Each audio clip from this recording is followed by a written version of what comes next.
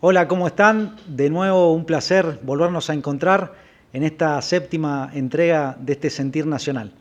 No se olviden, por favor, de suscribirse, dar un me gusta y activar las campanitas para todas las notificaciones.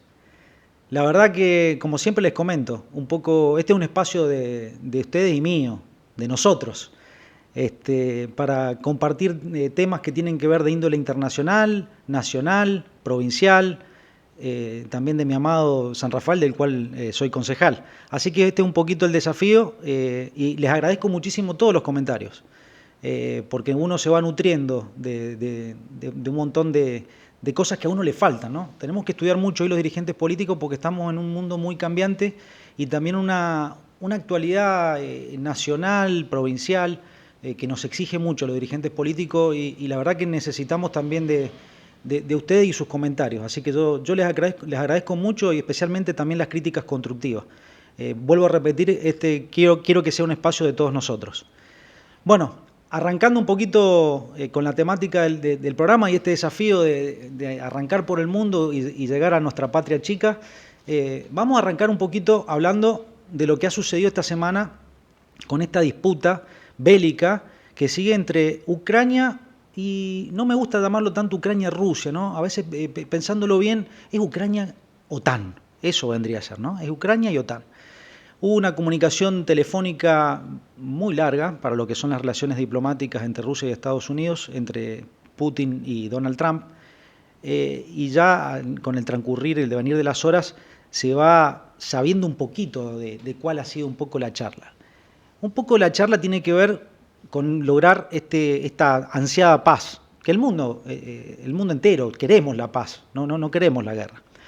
Pero también en geopolítica existe lo que es el poder, el interés, el dinero, y muchas veces eso va en detrimento de la paz. ¿Y qué es lo que está ocurriendo? A Putin, Macron, el Reino Unido de Gran Bretaña, Strammer, primero lo que tratan es de plantear es un alto a fuego por 30 días, lo cual a Putin ya sabe lo que le pasó en los acuerdos de Minsk 1 y 2 y esos periodos de transición, de paz efímera, lo único que sirvió fue para el rearme de la OTAN. Entonces, en este caso, las exigencias de Putin van a ser mucho más grandes. Y esto Donald Trump lo sabe muy bien. Por eso en esta conversación telefónica un poco lo que se discute es esto. Y hay un montón de cuestiones que no la vamos a saber y que pueden haber distintos tipos de suposiciones de la letra chica respecto a este acuerdo, que tienen que ver también con los recursos minerales tan ricos que tiene Ucrania, como lo decíamos en programas anteriores, que es un verdadero colchón geopolítico, Ucrania. Y hay algunas cuestiones que hay que tener en cuenta para esto. Ustedes saben muy bien que hay un gasoducto importantísimo que une este recurso tan importante como el gas, el petróleo ruso a Europa, que era a través del Nord Stream 1 y 2. Ahora, en este conflicto que se ha dado de Ucrania con la OTAN, han sido destruidos estos gasoductos. Y ya se está sabiendo que justamente no ha sido Rusia quien ha hecho estos atentados, sino que se sospecha que tenga que ver mucho Estados Unidos, la misma Ucrania, y hasta algunos también sugieren que la misma Noruega ha participado en esto. ¿Por qué voy a todo esto? Porque Estados Unidos lo que está tratando de lograr con Rusia, en detrimento de la Unión Europea, de Europa, que está totalmente en decadencia, es decir, che, si vos tenés el recurso, yo me hago cargo de la logística, vendemos el gas y el petróleo a Europa y acá terminamos ganando nosotros. En una situación que Donald Trump necesita desgastarse con Rusia porque su verdadera batalla comercial está con China. De ahí viene un poco el tramado de todo esto. Hay mucho interés de por medio, hay mucho interés de por medio, donde ya ha dejado más de 1,5 millones de muertes. Entonces tenemos que ser muy cuidadosos con esto y también, insisto en esto, en geopolítica y en este conflicto que se da de Ucrania y la OTAN, acá está mucho en juego el interés, el poder, el dinero, el negocio armamentístico. Y recordemos que Ucrania, el mismo Zelensky, es un núcleo de corrupción extremadamente grande. Miren, algo sucedió también. mientras se da esta conversación entre Vladimir Putin y Donald Trump, Zelensky sigue atacando a través de drones lugares puntuales estratégicos industriales de Rusia. Entonces esto, un poco la lectura que tenemos que hacer es decir, che, mientras dos presidentes, primeros mandatarios de dos potencias, están tratando de negociar una paz, Zelensky desoye esa comunicación en pos de la paz y manda a bombardear estas posiciones industriales de Rusia.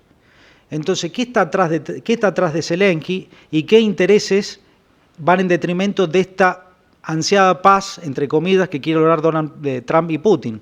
Y acá obviamente entra en escena Francia con Macron, entra en escena Alemania, entra en escena el Reino Unido y Gran Bretaña, que son tres países que no estarían muy de acuerdo con la finalización de esta contienda bélica. Otra cosa interesantísima es que en las últimas horas Donald Trump ordenó el bombardeo a los hutíes en Yemen. Y acá me quiero detener un segundo. ¿Por qué es importante este accionar bélico de Estados Unidos? Porque por un lado, fijémonos, ¿no? Para no ser tan tierno, Donald Trump por un lado se muestra como soy un pacifista, ¿no? El típico discurso norteamericano, que son los garantistas de la democracia mundial y la república, se sienta por un lado a hablar de paz y por otro lado manda a bombardear a los hutíes en Yemen. Yemen, que es un pueblo totalmente castigado, pobre, donde hay una desnutrición y una hambruna terrible, especialmente en los niños, pero no, ahí el democrático, garantista, republicano va y manda a los hutíes a bombardear. ¿Y por qué?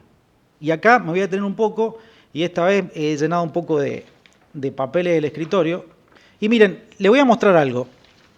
Esta es una captura que hice hace un tiempo atrás del tráfico comercial marítimo en el mundo. Todas estas flechitas que ustedes ven son barcos. Esto lo tomé, hice una captura una madrugada. Lo pueden hacer ustedes tranquilamente de sus casas. Hay un montón de páginas que lo permiten hacer. Creo que es la Traffic Marine esta. Y ustedes van a decir, che, Nahuel, y bueno, ¿qué tiene que ver esto que estás hablando del bombardeo de los hutíes en Yemen por parte de Estados Unidos de Norteamérica? ¿Y saben por qué tiene que ver?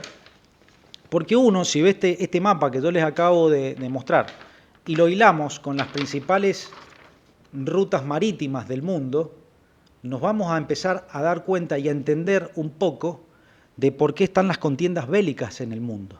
¿Y por qué? Miren, rápidamente les hago una breve sinopsis.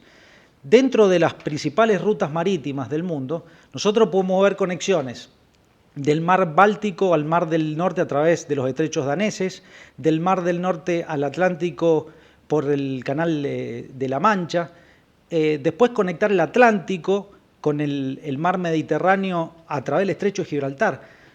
¿Por qué se creen que los ingleses le han sacado y le han usurpado el estrecho de Gibraltar a los españoles?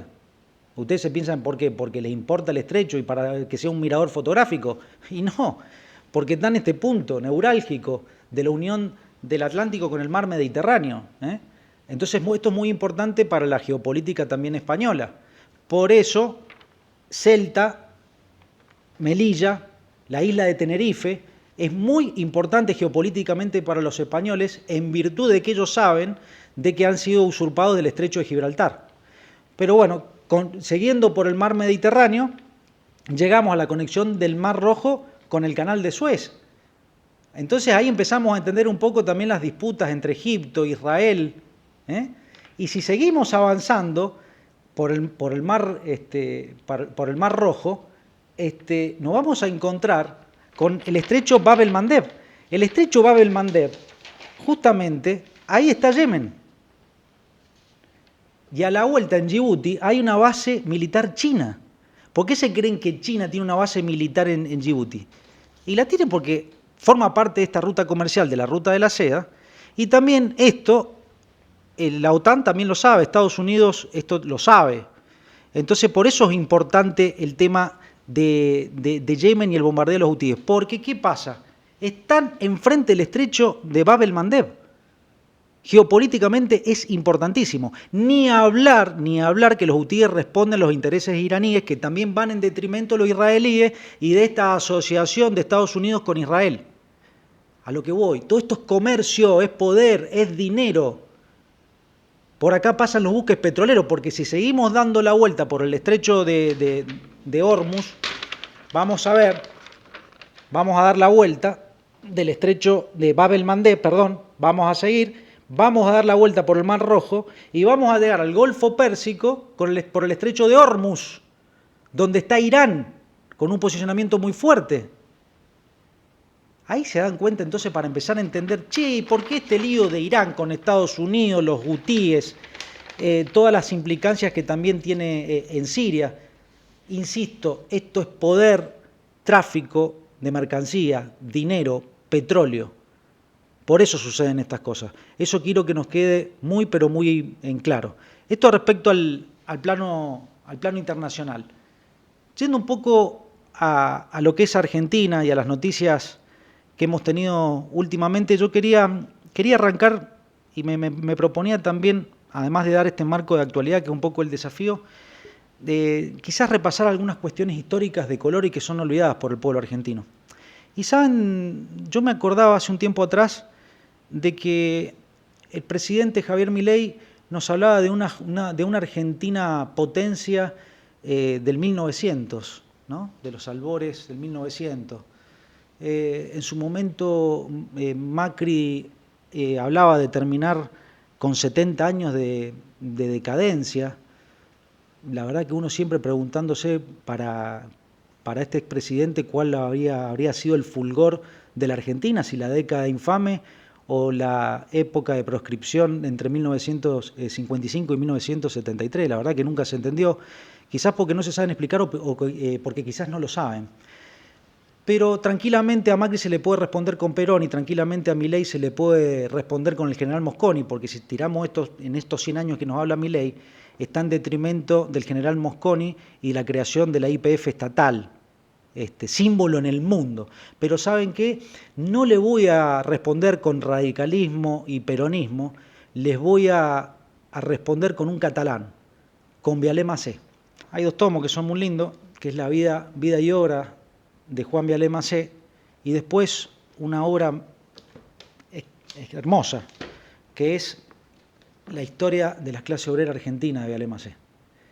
¿Y por qué quiero hilarlo esto con esa declaración que hacía el presidente de que la Argentina fue potencia en los 1900? Porque esta obra de Vialé Macé tira por debajo esa soncera esgrimida por el presidente de la Nación. Es un informe extenso, pero que no tiene desperdicio. Este catalán, que también dio clases en mi provincia, en la provincia de Mendoza, la verdad que tiene una historia muy pintoresca que la quiero compartir brevemente con ustedes. Muchos que me están escuchando van a decir, pero este Vialé Macé me suena. Y capaz que a los más jóvenes les suena, porque muchos de los jóvenes, jóvenes no tan jóvenes, ¿no? Cuando se va al Cosquín Rock, hay muchos que en el Valle de Punilla se hospedan en Vialé Macé. Sí, lleva el nombre de ese pueblo, lleva justamente el nombre por este catalán, por Juan Vialé Macé. Juan Vialé Macé, aparte de esta obra póstuma, cumbre de la historia de las clases obreras argentinas, fue junto con el ingeniero Callafú quien construyó el dique San Roque en Córdoba.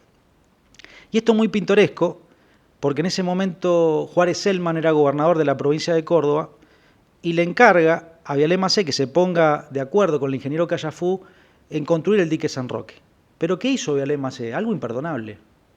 Utilizó una cal autóctona de las sierras cordobesas en detrimento de la Portland británica.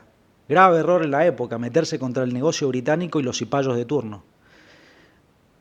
A Juan Vialé Macé y a Callafú, creo que fue el primer caso Laufer de la historia argentina, estuvieron presos como 13 meses.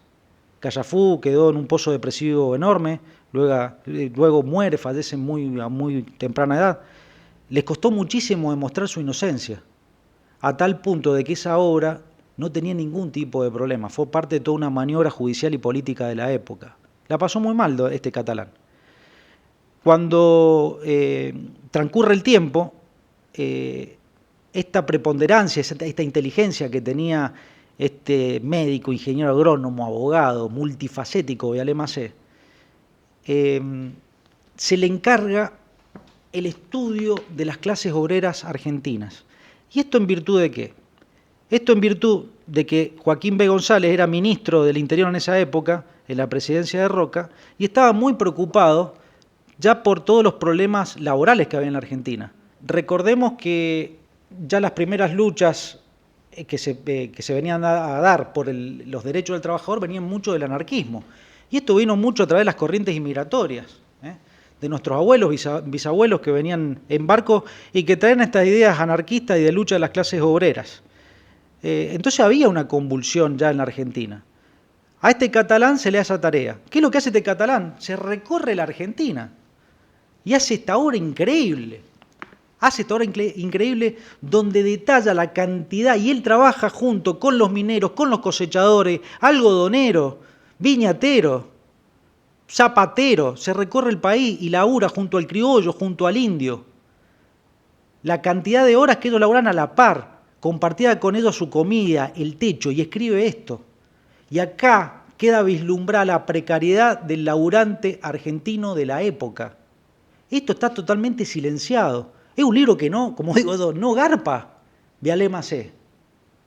¿Y por qué no garpa? Porque esto fue silenciado en su momento, con las buenas intenciones que hubo en el gobierno nacional de turno.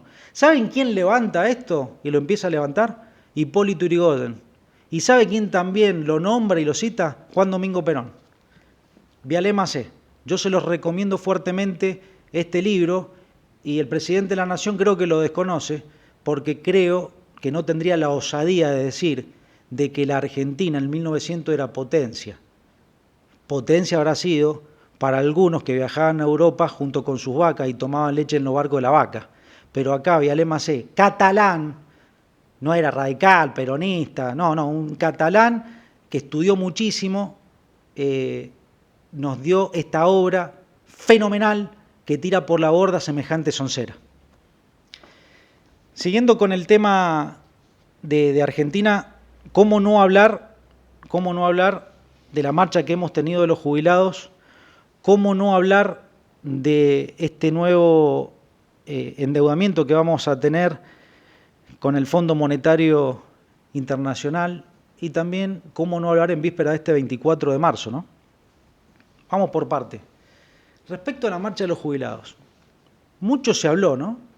Y si uno miraba los medios hegemónicos, vos ves por un lado TN, La Nación, después ves América 24, C5N, entonces vos vas viendo ese famoso grito que yo les hablo y que muchas veces estos medios hegemónicos nos hablan de la derecha y la izquierda, y en esto yo humildemente, siempre lo digo, yo no creo en las derechas y las izquierdas.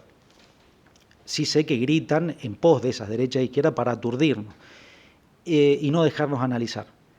Entonces se hablaba de la marcha de los barra brava, también muchos de marchas que tienen que ver con un tinte político, que lo que quiere hacer es hacer un golpe. La verdad que un montón de estupideces. Y esto lo digo como sanrafaelino y habiendo participado personalmente en las dos marchas, en una que éramos muy poquito y en la de este último miércoles que la verdad que fue con mayor convocatoria y que celebró la participación del movimiento obrero también organizado, de la CGT. Eso yo lo vengo diciendo hace mucho, que en las marchas que se hacen por luchas justas, siempre tiene que estar encabezada por el movimiento obrero organizado, es la única manera. A las minorías hay que cuidarlas. Yo siempre lo digo eso, las minorías se las cuida, se las abraza con el movimiento obrero a la cabeza. Tema para discutir, ¿no? Porque cada vez está más precarizado el movimiento obrero. Pero bueno, yendo a este tema, a esta marcha, fue muy válida esta marcha, y yo volvería a marchar 1 y 1000 veces, porque soy hijo de jubilado, he sido nieto de jubilado, yo he visto, y yo soy contador público nacional, y la moratoria a mi abuelita se la hice yo, a las amigas de mi abuela, a las amigas de mi vieja, a muchas madres de mis amigos se lo hice yo la moratoria, para que se puedan jubilar, y que a mí me van a contar que mi abuela no laburó, que mi vieja no laburó, que la madre de mis amigos y las abuelas de mis amigos no laburaron con los que yo me crié, que nos conocemos todos acá en San Rafael. Laburaron, en el caso de mi abuela, laburó en el campo, toda la vida laburó en el campo, en estancia y en finca. Se cansó de laburar y nunca tuvo un aporte. Mi vieja fue también empleada de comercio. Y otra cosa, mi mamá, y lo digo con mucho amor y con mucha pasión, mi vieja orgullosamente fue ama de casa, como muchas de las madres de mis amigos y de muchos de mi generación. El laburo más hermoso y más digno que puede tener una mujer argentina. Y no en el concepto ideológico de decir la fregadora de piso y de plato, no, de fuente de unión familiar, el amor, ese ejemplo, ese valor de inculcar la educación, el hecho de mantener esa familia unida. Qué cosa más digna que la ama de casa. Cuando se habla de jubilación de amas de casa. Y eso no es denostar a la mujer, al contrario, es darle algo que les corresponde, Mi vieja fue ama de casa como un montón. Es la profesión con más amor que puede haber. Y muchas mujeres, laburantes, amas de casa, que no tenían sus aportes y que a través de esta moratoria previsional pudieron acceder a una jubilación. ¿Cómo no voy a marchar? Lo haría 1 y 1000 veces más. 1 y 1000 veces más. Por nuestros viejos. Entonces que me vengan a decir de qué la marcha de los Barra Brava. Che, acá en San Rafael, que nos conocemos todos. ¿De dónde? ¿De qué vieron ustedes? Fue pacífico. Obviamente vino operativo de seguridad, estaba la policía de Mendoza, los mismos policías que muchos, yo los conozco un montón. Hablé con ellos, charlamos, nos saludamos. Fue todo en paz, reclamando algo que es justo. No se metan con nuestros viejos. Porque nosotros vamos a ser viejos, a todos nos llega. Y capaz que cuando nosotros no lleguemos, hay muchos hombres y mujeres que no van a poder acceder a la moratoria previsional. Es más, no se dio el quórum, ayer no se dio quórum para tratar la extensión de la moratoria previsional. ¿Y saben cuándo termina la moratoria previsional? El 23 de marzo, en víspera el 24 de marzo. O sea, más inoportuno no se puede ser ni con la fecha. A mí esto me duele mucho. Por eso volvería a marchar 1 y 1000 veces. ¿Y por qué tiene que ver esto también con el Fondo Monetario Internacional? Y porque la deuda históricamente la Argentina siempre la pagaron la clase obrera activa y pasiva, los jubilados, porque por donde más se recorta. Pero esta película ya la vimos en la Argentina, ya lo vimos esto. ¿Se acuerdan de Norma Pla? ¿Se acuerdan de Norma Pla? Y le estoy hablando a los contemporáneos, los que tienen de 35 años para arriba, 40, 50. Norma Pla. Su famoso 450, eran $450 que exigía ya en los 90, que la trataban de vieja loca. Como la trataron las madres de Plaza de Mayo, ¿no? Ahí están las viejas ridículas, estas viejas locas. Con Norma Pla hizo lo mismo. Yo no me olvido más los programas de cuando yo era chico, de Sofovich, Viale Padre, tomándole el pelo a una mujer que lo que luchaba era por tener una jubilación de 400, en ese momento el 1 a 1, $450. Creo que en ese momento estaban cobrando 250.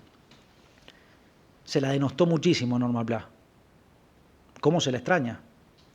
¿Cómo se extraña a esa dirigente, ¿no? Muchísimo. Y que los más jóvenes sepan de su historia, porque la verdad que la historia de ella es valiosísima, es valiosísima. Y otra vez el endeudamiento, ¿no? Fondo Monetario Internacional, donde en la Argentina teníamos ya la ley de la 27621 de sustentabilidad de la deuda de la época de Alberto Fernández, que fue planteada por el ministro de Economía Guzmán. Obviamente una ley que no se cumple. Tampoco cumplimos de la ley 24156 ley de administración financiera, los artículos 60-70 tampoco se respeta. Bueno, pero esto ya no es noticia en la Argentina. Ya no es noticia esto en la Argentina. Y pensando un poco en el endeudamiento. ¿Y el endeudamiento para qué? Porque más allá de las cuestiones legales, inconstitucionales, por el decreto de necesidad y urgencia, lo que aborrece también es el incumplimiento hasta por el mismo Fondo Monetario Internacional y su cuerpo orgánico de a qué va destinado la plata, porque ni sabemos a qué va destinada la plata, qué va a ir otra vez a la timba.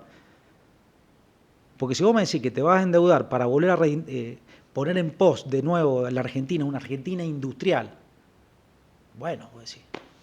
Pero generalmente esta toma de deuda cíclica es para seguir renegociando y generando el interés, el anatocismo a la quíntuple potencia. Y siempre terminamos lo mismo, con el incumplimiento hasta las mismas cláusulas de organismos como el Fondo Monetario Internacional. O sea, ¿algún argentino sabe para qué va a ir destinado esta plata? ¿A qué va a ir? ¿A dónde va a ir? Otra vez volvemos a lo mismo. Y el tema de la deuda externa argentina, a veces no... Estamos tan machacados, estamos tan heridos los argentinos que poco se habla. Poco se habla. Y en esto quiero detenerme un segundito y empezar a hacer un raconto de esto e hilarlo también con el 24 de marzo, el Día de la Memoria, la Verdad y la Justicia, por supuesto. Y también quiero hablar algo que quizás en víspera del 24 de marzo mucho no se habla, que tiene que ver con el tema económico. Miren, el golpe de 24 de marzo de 1976 se le hizo a un gobierno constitucional y se le hizo a una mujer que fue María Estela Martínez de Perón, Isabel. Dejó el país con una deuda externa de 7.000 millones de dólares, de los cuales ella no se endeudó un centavo, Isabel. La dictadura militar termina dejando una deuda de 45.000 millones de dólares a Alfonsín. Alfonsín, cuando deja la presidencia, deja una deuda externa de 62.000 millones de dólares. Menem la deja con 144.000 millones de dólares. De la Rúa la deja con 180.000 millones de dólares. Luego viene el kirchnerismo, deja una deuda de 240.000 millones de dólares. Macri deja la deuda con 320.000 millones de dólares. Alberto 400.000 millones de dólares. Milei hoy en 500.000 millones de dólares. Miren el derrotero que tenemos desde 1976 para acá. Cuando hablan de democracia. Ojo, yo les aclaro una cosa, y algo que tenemos que corregir. Cuando hablamos de democracia automáticamente, 83 Alfonsín, no viejo. El 24 de marzo de 1976 se le hace el golpe a un gobierno democrático. Ojo, cuando se habla de democracia en la Argentina, se toma el 83 para acá. Esa amnesia es peligrosa. Es muy peligrosa. Y en este derrotero de endeudamiento también, porque yo obviamente después lo leo en los comentarios, ya me estoy atajando porque los conozco, y está bueno compartir. Obviamente en cada gobierno tiene aristas distintas a este tipo de endeudamiento.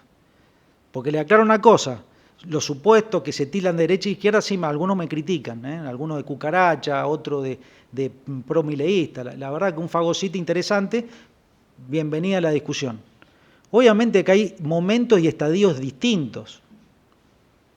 Muchos me van a decir, no tenés que obviar que el kirchnerismo se salió y saldó la deuda con el Fondo Monetario Internacional, saldó la deuda con el Fondo Monetario Internacional en la época de Néstor. Sí, es verdad. Pero tampoco es innegable decir que se dejó una deuda de 240.000 millones de dólares. Ni hablar lo nefasto que vino después, ¿no? Lo de Macri, increíble. Encima que se virló toda esa deuda. Se virló toda. Y ahora vamos por el mismo camino. Porque este muchacho ya no tiene 500.000 millones de dólares la deuda externa. Pero volviendo al 24 de marzo de 1976, muy poco se habla de la dictadura del capital financiero. Y acá yo les quiero recomendar un librazo de Bruno Napoli, La dictadura del capital financiero. Muy poco se habla del entramado de Martínez de Hoz, hijo de esta familia tradicional, Martínez de Hoz, que viene de contrabandista de la época de 1800, los albores de la Revolución de Mayo para acá, existían los Martínez de Hoz contrabandistas, y su madre una Bullrich. Un dato colorido.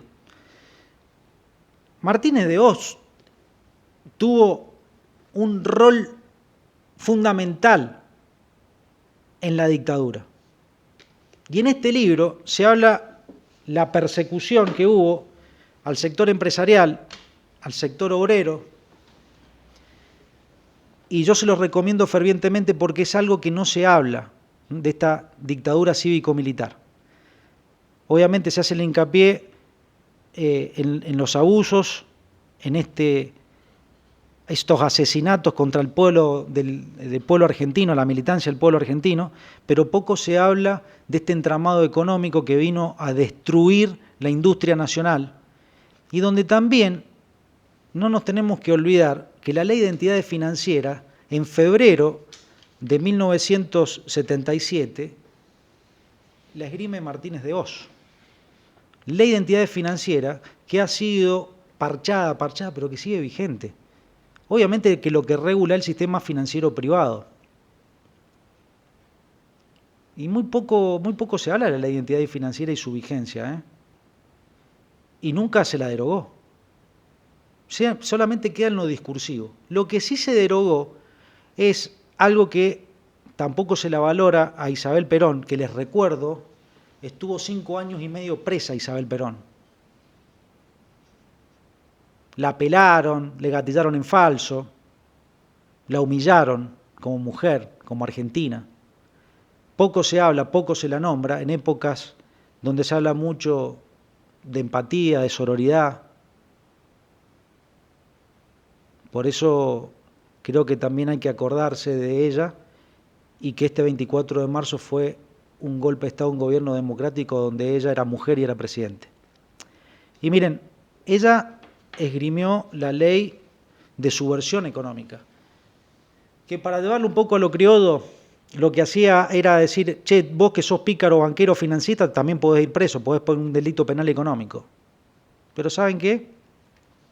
Esto, en 2001-2002 fue derogada. Y les quiero comentar algo. Vieron que Pichetto se abstuvo de votar con el tema del DNU con el Fondo Monetario Internacional. Pichetto, que es un político muy interesante, yo no voy a poner en tela de juicio su capacidad, ¿no? Con mucho respeto lo digo. Tipo que obviamente es respetado en diputados, todos hablan de su poder de persuasión, su capacidad intelectual. Un lobista, para mí un lobista profesional. ¿Y saben por qué lo digo también? Porque leyendo un poco de cuando se derogó la ley de subversión económica, ¿qué es lo que dijo Pichetto y cómo votó? Pichetto votó la derogación de la ley de subversión económica dictada por un gobierno peronista. Y dijo, en este sentido Pichetto advirtió que Argentina puede ser Cuba y quedar totalmente fuera del circuito internacional con el grave riesgo que eso implicaría. Y aseguró que esta ley no tiene defensa en el marco jurídico e importantes juristas dicen que permite el uso discrecional por parte de algunos jueces. Seguido a esto, Eduardo Menem sostuvo que nadie pudo dar un argumento serio para que esta ley, este mamarracho jurídico, esté en vigencia. Dame algo más gorila que esto, por favor. Compañeros, el mismo que se abstuvo, el mismo que derogó la ley de subversión económica. Y después, no, la gorila es Isabelita. Basta de hipocresía. Este es el debate que tenemos que dar dentro también del justicialismo, ¿eh? Y con todo el respeto a las capacidades técnicas e intelectuales. Yo eso no lo juzgo. Pero ¿saben qué? Terminan siendo funcionales a un sistema que el pueblo argentino está cansado. No me quiero olvidar personajes nefastos, que vuelvo a recomendar este librazo de quien estaba a cargo de la Comisión Nacional de Valores, Echevarne. Los invito a que vean, busquen en YouTube cuando fue el juicio de Echevarne. Y esto era toda la pata de golpista financiera, ¿eh? Tampoco me quiero olvidar de Guillermo Walter Klein. Tampoco me quiero olvidar de una figura que tiene mucho que ver con este entramado que después se siguió sosteniendo en la democracia, como fue Daniel Marx, que hasta hace poco ha sido asesor en tema de deuda externa. Y les puedo asegurar que sigue estando Daniel Marx asesorando, ¿eh? Porque es parte de ese entramado de estudios jurídicos que son especialistas en deuda externa y lo único que hacen es cagarse en el pueblo argentino. Personaje nefasto que todos los gobiernos de turno lo llamaron para asesorarlo a este señor. Entonces, estas son las cuestiones que creo que tenemos que empezar a discutir y poner en valor. Y hablando de deuda externa, también les quiero sugerir dos librazos. Uno es el libro de Alejandro Olmos, Padre, todo lo que usted quiso saber sobre la deuda externa y siempre se lo ocultaron. Y de su hijo, Alejandro Olmos Gaona, Deuda o soberanía. Estos dos libros hablan muchísimo de la deuda externa argentina, hacen entender un poco este siniestro golpe del 76 y esta cuestión económica que vino a derrumbar con una Argentina industrial, una Argentina productiva. Y yo creo que por eso tenemos que hacer una reflexión profunda y amplia del golpe del 24 de marzo del 76. Y recordar siempre, los peronistas, que ese golpe se hizo un gobierno constitucional y un gobierno donde lo estaba presidido por una mujer argentina, que era Isabel Perón. Otro tema que también me preocupa mucho, y hablando de Isabel Perón, Isabel fue una mujer argentina que luchó mucho por temas de soberanía, ni qué hablar de todas las cuestiones hiladas con la Antártida, con Malvinas, llegó a querer expulsar la embajada británica por la famosa operación Shackleton, que en otro momento, quizás ya en víspera del 2 de abril, lo podemos profundizar. Y esto de Isabel, la Antártida y Malvinas, me hizo acordar algo que quiero traerlo, que es el mapa de nuestra Argentina bicontinental. ¿Y por qué lo traigo? Lo traigo porque es algo que tenemos que dar marcado a sangre y fuego, y porque un compañerazo, que quiero que lo sigan, que es Juan Rattenbach, el otro día en un tuit de Juan, que le mando un abrazo grande, no creo que me vea en este espacio, pero le mando un abrazo enorme, nos alerta de esta situación. Servicio Meteorológico Nacional. Miren el mapa de la Argentina que pone. O sea, no están nuestra isla del Atlántico Sur ni nuestro sector antártico. Entonces, señores del Servicio Meteorológico Nacional, este es el mapa de la Argentina. Entonces, nosotros no podemos estar cometiendo estas torpezas. Esto es una torpeza. Entonces, ojo con esto. Y no es una cuestión menor, porque esto tiene que ver un poco con el desconocimiento, con la falta de información, con la falta de interés nacional, geopolítico. Y uno no quiere pensar en que en esto hay una mala intención, quiere pensar que hay ignorancia.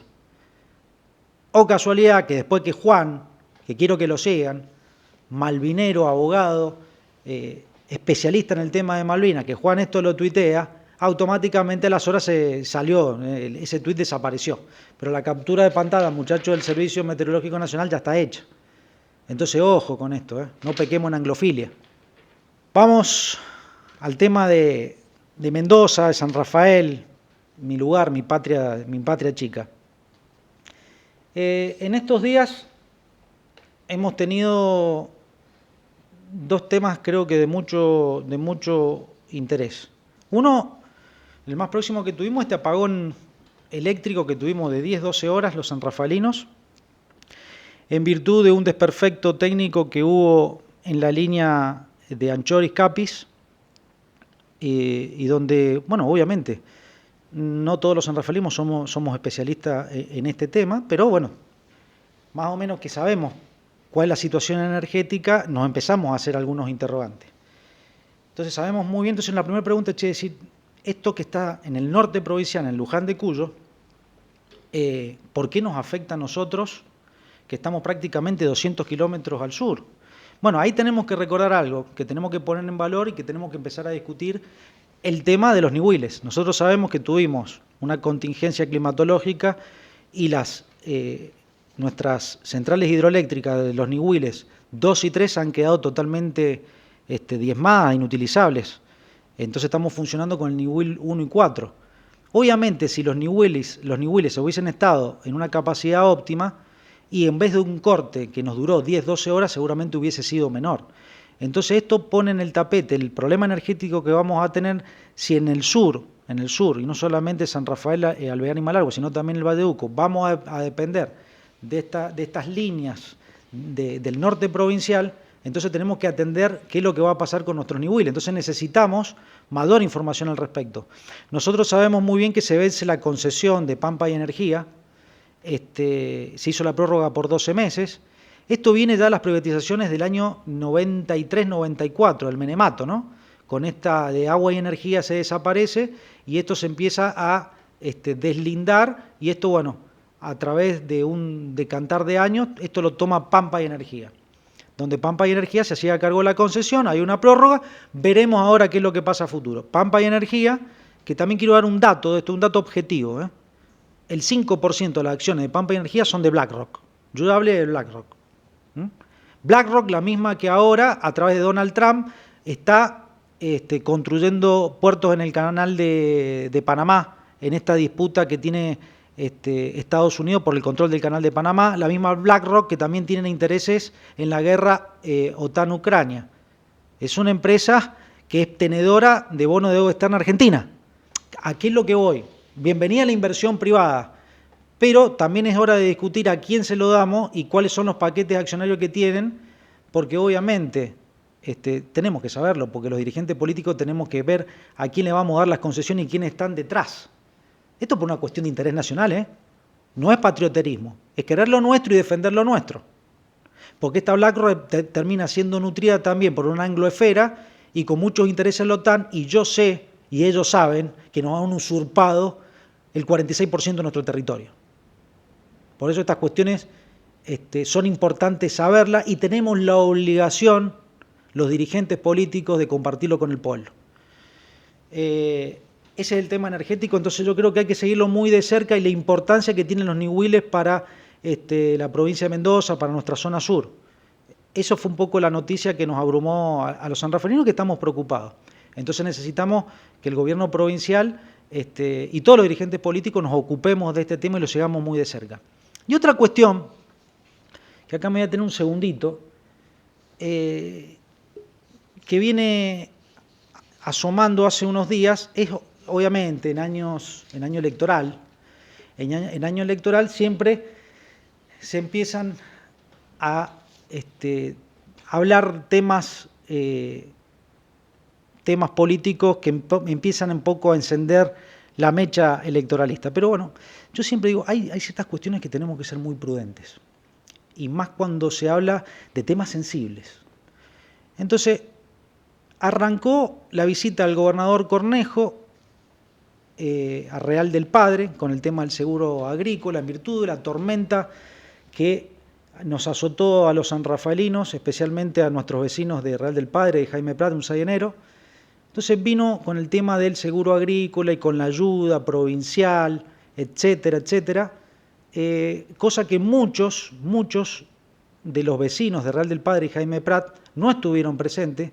Fue un núcleo reducido donde se hizo un acto político, donde fue el intendente del vecino departamento de General Alvear, no estuvo invitado nuestro intendente municipal, y donde muchos vecinos y pequeños productores no se enteraron, y que hasta el día de hoy nos preguntan, ¿y cómo es esto? ¿Y de qué se trata? ¿Y cómo tengo que hacer?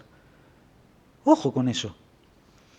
Seguido a esto, hay una declaración de Francisco Mondote. Dice, Mondote tildó al justicialismo local de mezquinos y le pidió que estudien. El director de Asuntos Gubernamentales habló de la conferencia de prensa que hicieron los legisladores peronistas por el tema de la inseguridad e hizo un resumen del pago del seguro agrícola en Real del Padre. Bueno, esto es lo que dijo Francisco, a quien yo le tengo un aprecio muy grande, pero bueno, obviamente esto tiene que ver ya con el plano de lo político, ¿no? Fran, yo te voy a decir una cosa. Estudiamos, y estudiamos a tal punto de que sabemos leer. Lo que yo te voy a decir, Fran, decirle a tus pares del gobierno provincial, especialmente a la gente que maneja prensa del gobierno de la provincia de Mendoza, que lean antes de escribir, que estudien gramática, geografía, porque miren, esto está colgado en este instante, seguramente después lo van a sacar, pero ya está la captura, ya el crimen está hecho. Esto salió de la página oficial. Cornejo aseguró en Real del Padre, distrito de San Rafael, que el gobierno provincial no abandona al agro, lo sostiene y lo va a proteger. ¿Sí? Acá está, ya después lo voy a compartir mejor con ustedes. Ahora, en el copete, en ese distrito alvearense, el gobernador, no muchacho, Real del Padre es San Rafael, y a mí me van a decir que nosotros no estudiamos. Aprendan a leer, estudien geografía. Y lo digo especialmente a todos mis pares sureños, no pueden ser cómplices de semejante mamarracho. Es un insulto a los sanrafalinos. Real del Padre es un distrito de San Rafael, que es Alvear. Esta es la página oficial donde acá habla del seguro agrícola, habla de bla, bla, bla, no pone un enlace a nada, donde los productores no saben dónde se tienen que inscribir, si es por internet o tienen que ir a una oficina pública, dónde queda. Fueron 2 o 3, se sacaron la foto, 2 o 3 productores y el resto, y encima el comunicado oficial, vos lo empezás a leer, y porque sabemos leer, porque estudiamos. En ese distrito alvearense, no señor, es Real del Padre, San Rafael, Mendoza. Y lo digo con pasión y enfáticamente, porque la verdad que estas cosas me indignan. Entonces, si nos vamos a subir al ring, nos vamos a subir en serio. Pero duró poco el round, esto es knockout. Y no es nada personal con Francisco, aquí yo le tengo un aprecio terrible, y él, yo sé que también es un estudioso. Pero bueno, son cuestiones que él tiene que mandar a estudiar a los zurdos, antes que a nosotros. Por eso, Fran, yo sé leer, decirle a ellos que aprendan, y geografía. Dale algún manual que nosotros cursamos en nuestros hermosos colegios de San Rafael de geografía, a ver si se aprenden que Real del Padre es un distrito de San Rafael. Pero otra cosa, eso es lo que está planteando el oficialismo provincial, es el tema de los preventores municipales. Pero ojo, en esto tenemos que ser prudentes para no embarullar a la ciudadanía. Porque de esta nota que ha surgido donde nos mandan a estudiar, uno lee y no se entiende bien porque queda todo mezclado el tema de los preventores viales con preventores de seguridad, queda todo medio fagocitado. Entonces vamos a empezar un poco a separar.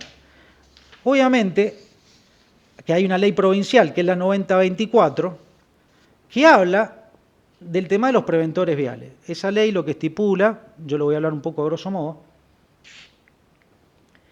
es que los municipios se hagan cargo de preventores viales. ¿Cómo se financiarían? Con el 25% de multas. Un 25% en virtud de multas que tendrían que aplicar los municipios. Atentos a esto, ¿sí? Ahora bien, antes de seguir analizando, vamos a tratar para que la ciudadanía nos entienda. ¿Qué son los impuestos? ¿Qué son las tasas y qué son las contribuciones? Cuando nosotros pagamos impuestos provinciales, impuestos nacionales, voy a tratar de ser lo más didáctico lo posible para que la gente lo entienda, no hablar con mucho tecnicismo. Cuando uno paga un impuesto provincial, un impuesto nacional, uno hace el pago del impuesto, eso va a una caja donde el Estado provincial, nacional, pone la mano en esa caja y va a distintos puntos, que puede ser obra pública, educación, seguridad, y un montón de delegaciones constitucionales y obligaciones constitucionales que tienen los gobiernos y los estados con los impuestos. Cuando venimos al ámbito municipal, nosotros hablamos de tasa y contribución, que es distinto al impuesto.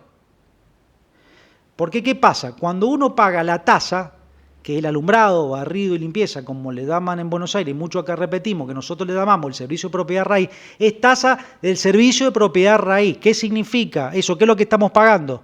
El alumbrado público y el tema de la recolección de basura. ¿Cuál es la diferencia? Que eso el vecino lo ve totalmente de facto, en el sentido de que vos sacás tu bolsa de residuos, lo ponés en el canasto y pasa el camión y se la lleva, y vos ves ese movimiento que pusiste tu bolsa y se la llevaron. Vos salís y ves la luz prendida del alumbrado público, que no solamente el de frente de tu casa, sino cuando vas a la plaza o al parque infantil y lo disfrutás, y cuando vas por una avenida y lo ves y lo disfrutás y lo estás viendo lo que estás pagando. Los impuestos van a una caja donde va distintas cosas y es más difícil ver materialmente cómo impacta ese tributo, ¿se entiende? Y la contribución que tiene que ver, por ejemplo, lo que tiene que ver con el tema de asfaltado, con el tema hormigonado, que obviamente te hace, vos pagás una contribución. ¿Por qué? Porque vos también te ves beneficiado como frentista de que te están asfaltando.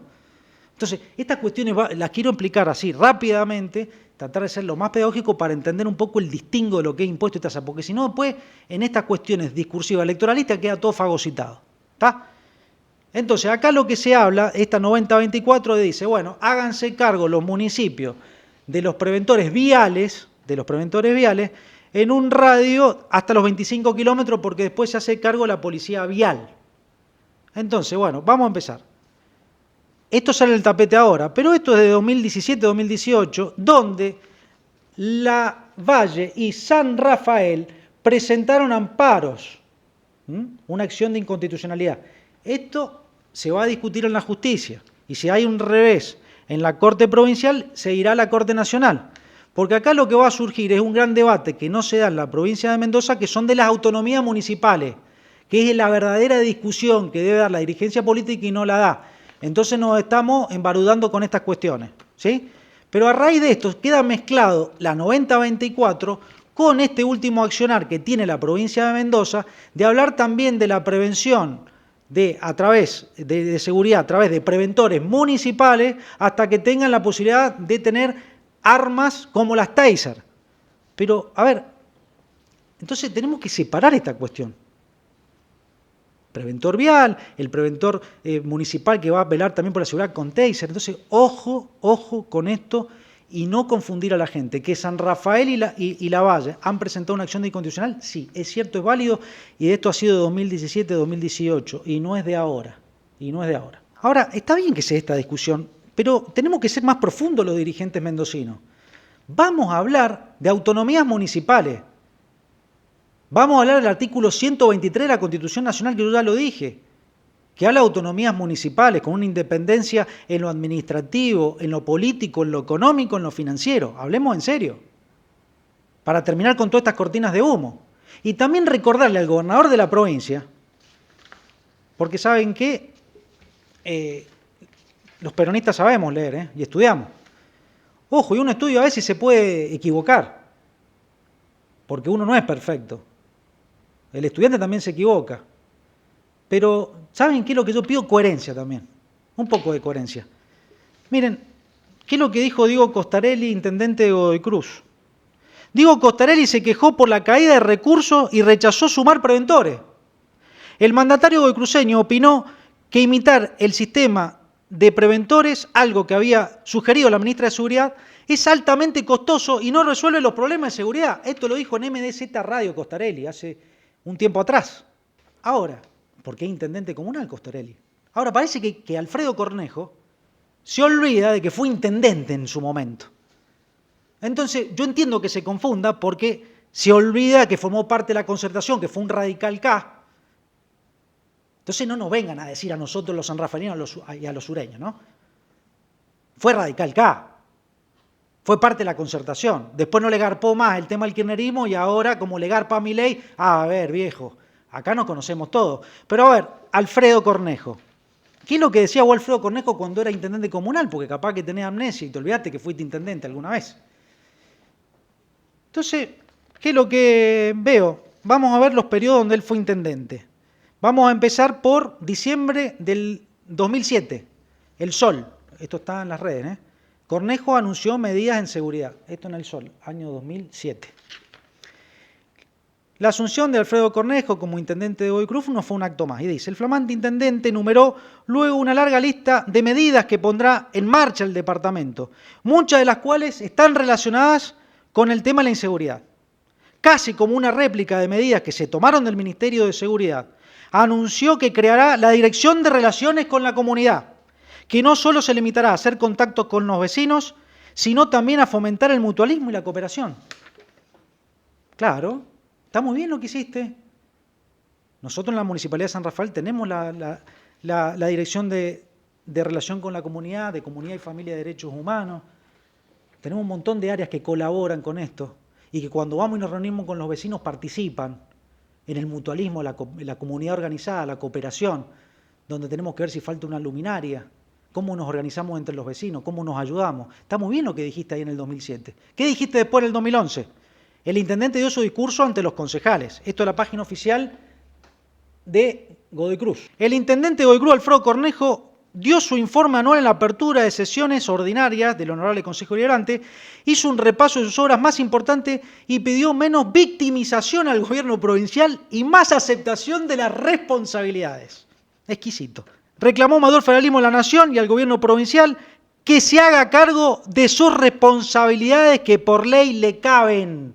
Totalmente de acuerdo, Alfredo Cornejo, intendente, en el 2007 y en el 2011. Estoy totalmente de acuerdo con lo que decía cuando era intendente. Ahora, como gobernador, te olvidaste que fuiste intendente y estuviste más cerca del vecino. Te olvidaste.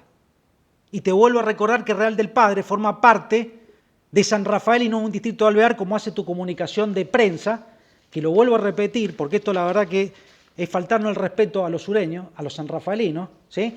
Y que después vos nos mandes a una persona íntegra como Francisco que nos dice que nosotros tenemos que estudiar. Entonces, por favor, lucha antiranizo, Portezuelo del Viento, que Real del Padre no es de San Rafael, es de Alvear.